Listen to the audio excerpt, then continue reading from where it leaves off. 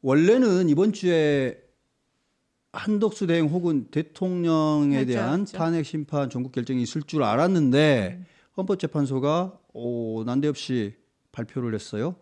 3월 13일 목요일 날 오전 10시에 감사원장과 검사 3인에 대한 탄핵 심판 선고가 있다라고. 오늘 얘기한 거죠? 예, 오늘 그러면 발표를 한 보통 겁니다. 이틀 전에 한 거네요. 오늘 발표했기 때문에 내일 모레 목요일 날 오전 10시에 어. 탄핵 심판 선고를 합니다. 결과는 뭐 안 봐도 비디오입니다. 다 기각일 겁니다. 감사원장 탄핵 기각, 검사 3인 탄핵 기각이 될 거예요. 결과는 기각인데 그보다 더 주목받는 거는 이겁니다.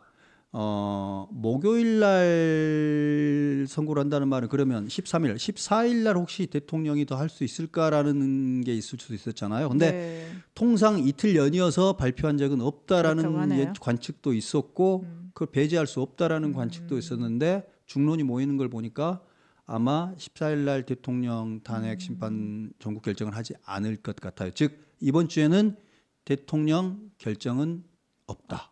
이 부분이 더 중요한 그게 되는 것 같습니다. 자, 근데 이것도 약간 생각보다 빨리 잡힌 느낌 안 드세요? 그러니까 이번 주 뭔가 넘길 것 같았는데 그게 대통령 결정을 할 수 없기 없으니까.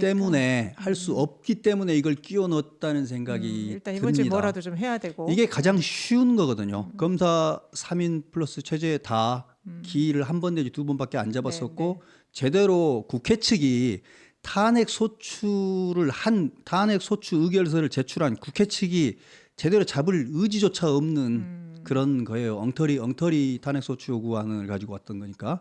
그래서 기각이 될 가능성 두 개 다 뭐 거의 100% 기각이라고 봅니다. 근데 그래서 헌재도 이건 뭐 판단 내리기 오히려 쉬우니까 부담 없이 이번 주는 일단 이걸로 하고 때운다라고 넘어가는 듯한 느낌입니다.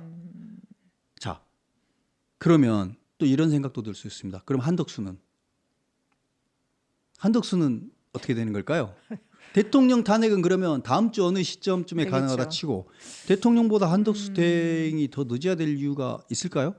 근데 일단 윤 대통령하고 한덕수는 약간 지금 세트로 움직일 수밖에 없는 것 같아요. 이게 왜냐하면 한덕수 총리 소추 사유 중에 내란죄에 대한 게 지금 있잖아요. 내란 혐의. 있는 내란 혐의죠. 혐의니까. 내란 죄는 드러냈고 네, 내란 그러니까 혐의로 혐의. 들어가 있죠.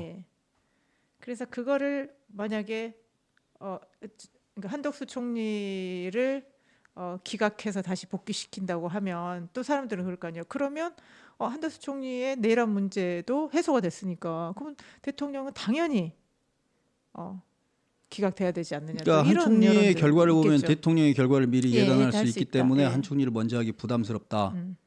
그런 게 있을 수 있겠는데 일단 이번 주 목요일 날 4건의 탄핵 기각이 나오게 됐을 때 여론은 민주당보다는 윤석열 대통령 측에 더 유리한 방향으로 일단은 흘러갈 겁니다. 그렇죠. 워낙 민주당의 그 탄핵에 대한 이제 여론들이 워낙 나빠졌으니까. 전제 조건은 근데 조건이 있습니다. 조건 대통령이 계속 그 무건 수행을 하신다. 플러스 국민의힘도 요란을 떨지 않고 계속 국민의힘도 로우키를 유지한다.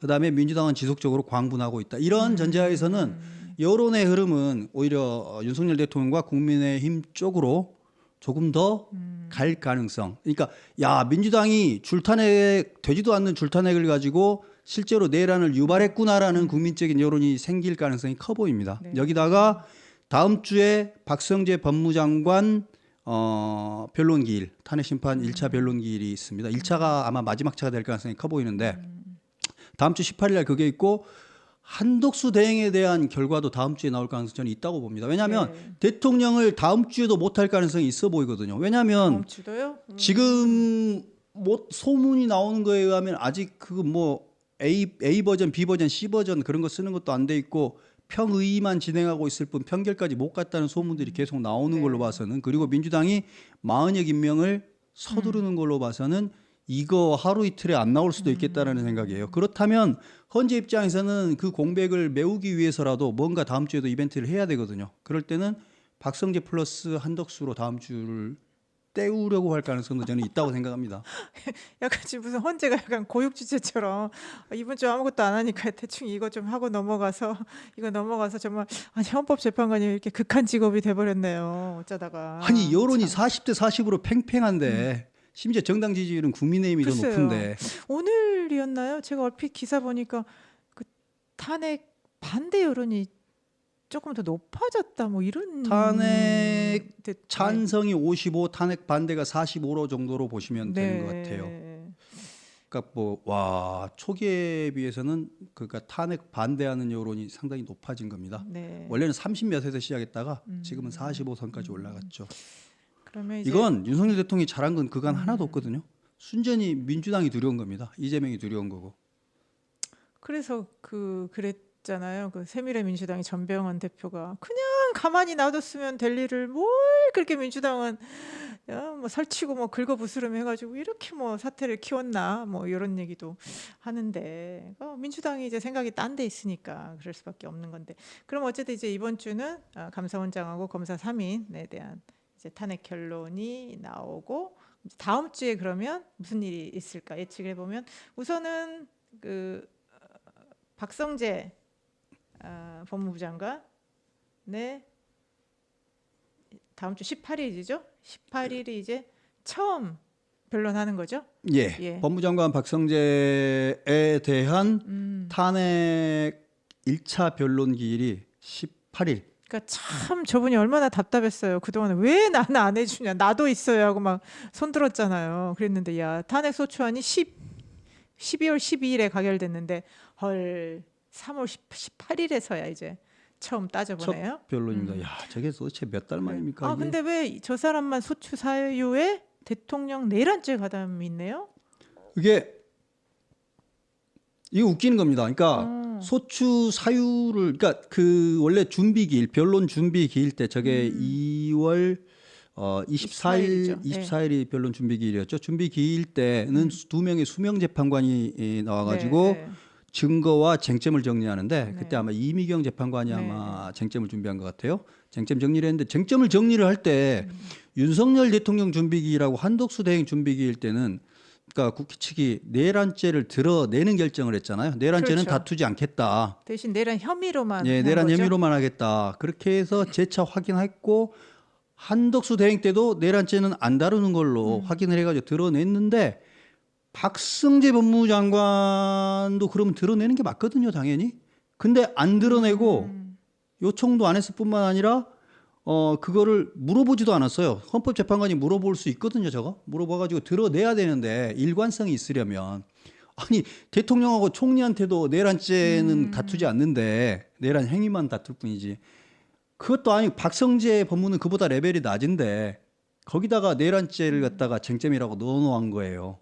이게 두 가지로 볼 수 있습니다. 이미경 헌법재판관이 실수를 했든가 혹은 국회 측이 해태를 했든가 국회 측이나 이미경 재판관이 실수일 수 있고요.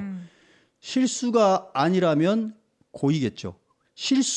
실수였다면 정말 무능한 거고요. 실수였다면 국회건 헌법재판관 그러니까 원래 한 재판부에서 헌법재판소에서 이루어지는 행위는 일관성이 있어야 되잖아요. 네. 근데 대통령하고 총리는 내란죄를 안 다투는데 박성재는 다툰다 이거 말이 안 되거든요. 그럼 그러니까 하나 더 그럼 질문하고 같이 좀 얘기하시죠. 예. 그러니까 지금 내란죄 가담했다는 게 그 국무회의에 참석한 그거밖에 건 없습니다. 아닌가요? 그거밖에 그러면 없고. 거기에 국무회의에 참석한 국무위원들이 저 장관 말고 여럿이 있는데 그럼 그 사람들도 같이 해야 되는데 왜 박성재만 미운 털이 이렇게 박힌 건가요?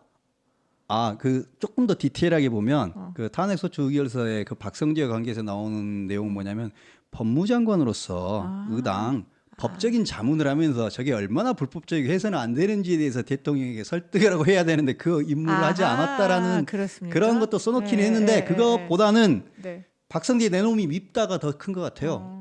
그동안 아마 아까도 말씀하셨는데 상임위에서 네. 국회 상임위에서 법사위 국회의원들에게 특히 조국 혁신당이나 맞아. 민주당 법사위 국회의원들이 말도 안 되는 소리를 하면 한 말도 지지 않고 그냥 같이 그러니까 똑바로 쳐다보면서 할 얘기 다 하더라고요. 예.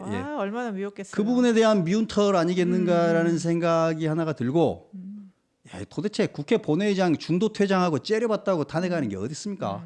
그리고 진짜 소추 사유 세 가지인데 내란죄 가담행위, 그다음에 증언감정법 위반, 그다음에 중도 퇴장 및 째려본 거 이 세 가지입니다. 근데 네. 중도 퇴장하고 째려본 거 전혀 탄핵 사유 안 되고요. 증감법 위반도 중대성 탄핵에 이르려면 법 위반의 중대성이 있어야 하는데 거기에 전혀 해당이 안 됩니다. 그럼 결국 내란죄밖에 없거든요. 바로 기각이 돼야 되는데 내란죄를 넣어 놓은 겁니다. 제가 보기에는 박성재에 대한 국회의원들의 괘씸죄 플러스 뭔가 어쩌면 발을 묶어놔야 될 이유가 있는 박성재 거 발을 묶어야 될 이유가 있는 겁니다. 거 봐요. 이게 내란죄로 탄핵 심판을 하게 되면 사실은 헌법재판소법에 의하자면 내란죄와 관계된 형사법적 재판 결과가 나오고 나서 헌법재판을 하는 게 맞아요. 네. 탄핵 심판을 하는 게 맞아요. 그 문제 때문에 대통령하고 한덕수에서도 내란죄를 드러냈던 거예요. 형사법 재판이 내란죄 재판이 끝나기 전에는 헌법 재판을 못 끝내니까 그래서 드러낸 거거든요. 아까 지금 현수님이 검사들 인사 못하게 하려고라고 했는데요. 그 부분이 저니까 아. 저도 그 부분이 의심스러운 거예요. 그러니까 저분이 아까 저한테도 정확한 말씀을 해주셨어요. 예. 그러니까 현수님 왜 그러세요? 솔직하셔야지. 아, 그 검사들의 인사, 그러니까 검사를 효과적으로 배치를 해야 되거든요. 그러니까 예를 들면 뭐 내란죄 재판도 있고 돈봉투도 있고 이재명과 관계된 공소유지도 있고 그 모든 검사 인사를 하게 되는 게 법무장관의 지휘로 이루어지거든요. 그렇겠네요. 자, 그러면 엄청 중요합니다. 검찰이 잘 돌아가게 하기 위해서 법무장관이 해야 될 일이 있는데 그 일을 발목을 잡기 위해서다라고 얼마든지 볼 수 있는 겁니다. 가뜩이나 미웠는데 박성재가 돌아가서 다시 설치는 꼴을 보기 싫으니까 그러니까요. 1초라도 더 늦게 돌아가게 하기 위해서 박성재 발목을 잡고 있다라는 생각이 드는 겁니다. 그렇죠. 검사 3인들 특히 이제 서울중앙지검장까지 탄핵하고 하는 거 보면 단지 단일 사건 이 문제에 국한된 게 아니었지 않습니까? 그런 차원에서 넓게 보면 법무부 장관의 또 저런 걸 전혀 못하게 할 의도가 충분히 있었던 것 같습니다. 그 지난 2월 24일 날 있었던 1차 변론 기일에서 이미선 재판관하고 그 국회하고 왔다 갔다 했던 재밌는 이야기를 하나 해드리자면 네. 이미선 재판관이 수명 재판관이죠. 야당 대표를 노려봤다는 부분은 따로 소추 사유로 주장하는 거냐 아니면 정황만으로 첨가하는 거냐라고 하니까 네. 국회 측이 정황만으로 첨가한다. 소추 사유까지는 아니고요. 정황 증거로만 넣는다라고 이런 정말 웃지 못할 이런 대화가 오고 갑니다. 그러고 윤 대통령 내란죄 등 사건의 증거 기록 송부촉탁 그러니까 검찰의 수사 기록이죠. 내란죄 등의 그거 송부촉탁을 해달라고 네. 국회 측에서 요청을 합니다. 당연히 내란죄는 형사재판이 진행되고 있기 때문에 검찰은 절대 저 자료를 주지 않습니다. 근데 그거를 안 줄 거 뻔히 아는데 송부촉탁을 요청을 했고 헌재가 그걸 수용을 해요. 수용을 한다는 소리는 검찰이 그거 자료 줄 때까지 기다려주겠다는 소리예요. 그 말은 그 시간을 끈다는 거죠. 시간을 끌려는 국회 측의 의도에 헌법재판소가 그대로 끌려가 준 겁니다. 그러니까 이제 박정환 측에서는 이제 와서 내란죄 유무죄를 판단하겠다는 거냐라고 발끈할 수밖에 없죠. 그리고 어떻게든 절차를 지연시키면서 법무부 장관의 직무집행을 정지시키려 하는 검은 속셈이다라고 아주 노골적으로 대놓고 까버립니다. 참 저 양반은 변화구가 없고 직구로 승부하네요. 박성재 장관. 그래서 다음 주에 18일 날 변론 기일의 내용이 상당히 좀 궁금해지고요. 변론을 한 번으로 끝낼지 어쩔지도 향후 좀 그 예측 가능한 부분인 것 같습니다. 다음 주에 아마 화끈하게 붙을 것 같아요. 한 글쎄요. 번의 변론기일 텐데 아마 세간의 관심을 끌 수 있을 것 같고 그걸로 흥행 카드가 조금 부족하다 싶으면 아마 한덕수 대행까지를 네. 덩달아 끼워넣지 않을까 그러니까. 싶기도 합니다. 그래서 지금 또 우리가 그 민주당이 저 탄핵 남발하면서 또 문제로 지적하는 게 돈 문제잖아요. 지금 보시면 그 이제 국회가 다 탄핵 소추를 했고 국회 측에 이제 변호사들 몇 명 앉아 있고요. 그다음에 이제 탄핵을 당한 사람들이 또 변호사들 있잖아요. 그거 보면 보세요. 아니 내가 개인 뭐 이진숙부터 시작해서 그 개인들은 다 자기 돈으로 변호사 산 거잖아요. 근데 지금 국회는 뭡니까? 국회 예산으로 그 변호사들 그 수임료 준 거잖아요. 그래서 이거 이제 문제 있다라고 계속 지적이 나왔고 국민의힘의 이제 장동혁 의원이 이제 국회에 물어봤겠죠. 도대체 몇 건에 얼마를 그러니까 29번 탄핵 소추에 얼마 예산이 쓰였냐, 그리고 어떤 사람들을 대리인으로 썼냐라고 물었더니 뭐 얼버무림을 물으면서 뭐 연도별 집행액 수준의 뭐 뜬구름 잡는 수치만 제출했다고 하는데, 장동혁 의원이 말한 예산은 총 4억 6천만 원이었더라고요. 뭐 물론 글쎄요, 국회는 이 돈이 껌값이라고 생각할 수도 살 수 있나요? 그런데 4억 6천만 원을 썼잖아요. 그러면 어디에 썼는지 밝혀야 될 의무가 있는 거고, 그러면 어떤 변호사를 썼는지, 그러면 친야당 성향의 뭐 아름아름해서 그런 변호사들한테 이런 식으로 뭐 주는 거 아닌지라고 얼마든지 의심할 수 있잖아요. 근데 그런 거에 대해서 밝히지도 않고요. 그러니까 우리가 이전에 그 정치의 안에서 드러나지 않았던 부분들이 지금 다 드러나고 있어요. 이런 거 생각 못 했잖아요. 우리가 탄핵이란 단어가 뭐 그냥 이거는 용어, 그냥 이게 그냥 다 죽은 이런 단어인 줄 알았던데, 지금 탄핵이 사방돼서 어디 그 두더지 올라오듯이 올라오지 않습니까? 그러니까 그러면 저 탄핵 돈은 누가 되는 거야? 이건 다 국민 세금 아니야? 그러면 민주당이 이 남발하는 탄핵에 대해서 이 예산 낭비 부분이랄지 이런 것들 다 책임을 져야 되는 문제가 그러니까 탄핵 생기는 거예요. 심판 때문에 들어가는 국회 측의 변호사비, 그게 들어가는 비용의 전부가 아닙니다. 기회 비용도 봐야 됩니다. 그렇게 해가지고 실제로 일을 하지 못하고 있는 검사의 자리를 메꾸기 위해서 들어가는 비용, 국가가 효율적으로 운영되지 않는 감사원이라든지 법무부라든지 검찰들이 제대로 운영되지 않고 총리가 부재이기 때문에 들어가는 비용, 이런 것들이 다 비용입니다. 이거 돈으로 환산하기 어려운, 심지어는 국가의 신의도까지 포함되고 경제의 불안까지 그렇죠. 포함되는데, 이런 엄청난 천문학적인 그런 비용들을 유발하면서 숱한 탄핵을 했는데 그중에 탄핵이 만약에 인용이 하나도 안 된다, 그러면 그 책임은 누가 지나요? 갑자기 또 그러니까 뭐 유발자, 진짜 분노 유발자들입니다, 정말. 그 책임은 누가 져야 되는 거 아닌가요, 정말? 국회의원들이 민주당이 탄핵을 발의를 해놓고 탄핵이 이루어지지 않으면 도의적으로 죄송하다라는 말이라도 한번 해야 되는 거 아니에요? 이진숙 탄핵 기각됐을 때 죄송하다는 말 했습니까, 민주당 국회의원들이?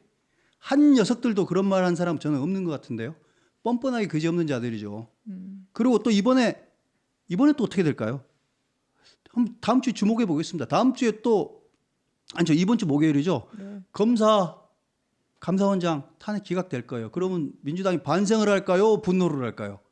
반성이 아니라 분노를 할 겁니다. 그런데 또 분노할 수 없는 게, 괜히 또 뭐 그러면 헌재 보고 헌법재판, 분노 안 해요. 헌법재판소는 절대 욕 안 그렇죠, 해요. 그거 안 하고 이제 검찰 감사원한테 또 뭐라고 그러겠죠? 야, 정말. 그런 엄청난 일들이 벌어지고, 그 다음에 이제 우리가 한덕수 탄핵 심판, 한덕수 탄핵 심판 미루는 수순 사실은 어제 다뤘기 때문에 이거 너무 긴 이야기를 다시 할 필요는 없을 것 같고, 포인트만 그냥 말씀을 드리자면, 그러니까 송부촉탁이라는 게 검찰의 수사 기록을 보내달라는 건데, 검찰이 한덕수 탄핵과 관계해서 자료를 안 보내줬거든요. 당연히 검찰 자료를 안 보내줬는데, 근데 국회가 변론기일이 끝난 마당에 3월 4일 날 송부촉탁을 또 요구했는데 헌재가 그걸 또 채택을 해줘요.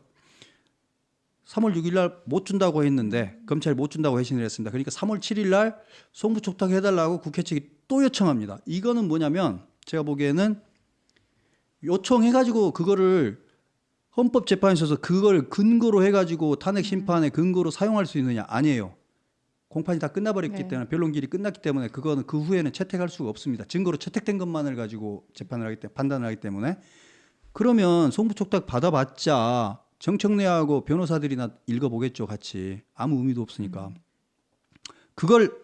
근데 그거를 쓸데없이 한 이유, 그리고 그걸 받아준 이유, 그거는 순전히 한덕수의 탄핵 심판을 늦춰보려는 의도고, 국회 측의 의도고, 그 국회 측의 의도에 헌재가 같이 장단 맞춰주고 있다. 그래가지고 둘이 공조하는 거냐라고 어제 말씀드렸는데, 지금 매우 헌재가 해서는 안 될 부당한 행동을 하고 있는 겁니다. 한덕수의 탄핵 심판을 미루려고 국회하고 뽕짝 맞춰가지고 못난 짓을 하고 있다라는 생각입니다. 왜냐하면 이제 이게 대통령 또 탄핵 심판하고 맞물리다 보니까, 한덕수 건을 어떻게 못하고 일단은 좀 밀어보자.